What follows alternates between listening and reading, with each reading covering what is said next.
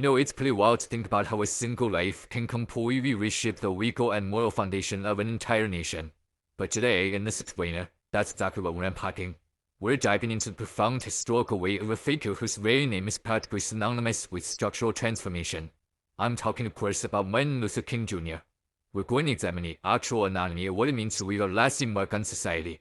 Because let's be honest, we wear legacy thrown around all the time these days, right? It's often used for, minor accomplishments or some fleeting internet trend. But when we talk about the civil rights movement, we are talking about a legacy that literally dismantled systemic oppression and redefined what it means to be a citizen under the law. So we're going to dissect how a specific philosophy of resistance became a permanent blueprint of human rights, shifting the entire world from what it was to what it had the potential to be. So how do we actually measure a legacy, especially one this massive? When we're looking at a historical figure's impact on a whole societal movement, we can't just put it on a scale, right? We can't just tally up the number of days they lived or count the speeches they gave. A legacy of this magnitude, Martin Luther King's lasting legacy, is measured in profound, earth-shattering societal shifts. It's measured in laws being totally rewritten, corrupt institutions being dismantled and rebuilt, and honestly, the collective evolution of human behavior. It's this intangible force, but its results, they are entirely tangible. We measure it by looking at the world before, a world heavily burdened by the Jim Crow era of legalized segregation, and comparing it to the world after, where landmark civil rights legislation literally codified equality into law. It's the sheer distance traveled between those two realities that gives a legacy its true weight. Okay, to really understand this, let's move into our first core area, a legacy of civil rights, and spend a minute examining the core elements. Think about the very phrase, the civil rights movement. It actually carries immense kinetic energy. The words civil rights and movement are inherently active, incredibly dynamic concepts. A movement is never just a static point in history. It implies friction.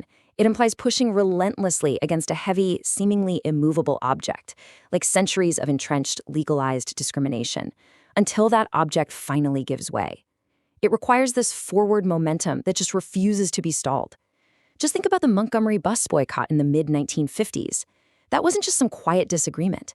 That was 381 days of walking instead of writing. 381 days. That demonstrates an extraordinary level of collective friction against systemic injustice. So the legacy here isn't just about the specific rates achieved at the finish line. It's about the demanding, exhausting, and frankly brilliant blueprint of the movement itself. And all that incredible forward momentum brings us to the strategy of nonviolence, which was absolutely the method of the movement. So how does nonviolent resistance transform from an immediate, boots-on-the-ground action into a permanent legacy? Well, it's because of its strategic brilliance. Nonviolence wasn't just some passive moral stance. It was a highly organized, heavily disciplined mechanism. It was actively designed to highlight extreme injustice without ever replicating the violence of the oppressors. By refusing to strike back, campaigners in places like Birmingham and Selma forced the ugly, brutal reality of segregation out of the shadows and broadcast it right onto the national television screens of millions of everyday Americans. It completely exposed the moral bankruptcy of inequality. And because it was so undeniably effective at swaying public consciousness and forcing legislative action, it became a strategic framework that got handed down to future generations. The legacy of Martin Luther King Jr. is deeply intertwined with this exact methodology. He helped architect a real-world tool for social change that totally outlived him, one that's still being utilized by movements fighting for justice around the globe right now. To truly grasp how this works, let's look at defining movement milestones so we can track the legacy step by step. A legacy is essentially constructed through a really clear progression. We always start at point 1, the injustice. This is the societal baseline before the movement even begins. In the context of King's life, this was an era defined by disenfranchisement, poll taxes, literacy tests specifically designed to block Black voters, and strictly enforced racial segregation in nearly every public space. That status quo absolutely demanded disruption. Then we hit point 2, the action. This is the kinetic phase. This is the historic March on Washington in 1963, the sit-ins at segregated lunch counters, and the intense application of that disciplined, nonviolent strategy, even when facing massive and often violent resistance. And finally, we reach point 3, the legacy. This phase exists after and beyond the immediate action. It represents an entirely new baseline for society. It's the physical manifestation of all that action, transitioning the struggle directly from the streets into the law books. By contrasting these two realities, before and after, we can really firmly grasp the sheer magnitude of what this specific civil rights legacy actually achieved. On one hand, you have a society burdened by systemic, legalized segregation, where opportunities were violently restricted based entirely on the color of a person's skin. But then, on the other hand, you have a society fundamentally altered. You have the passage of the Civil Rights Act of 1964, which legally banned employment discrimination and ended segregation in public places, and you have the Voting Rights Act of 1965, which prohibited racial discrimination in voting. The vast, monumental difference between those two societal structures is exactly what Martin Luther King's lasting legacy looks like in practice. It's not just a shift in attitude, it is a visible, structural difference in how a country operates and how its citizens are protected under the law. Now, let's bring this into the present with the lasting impact today, connecting the legacy to you.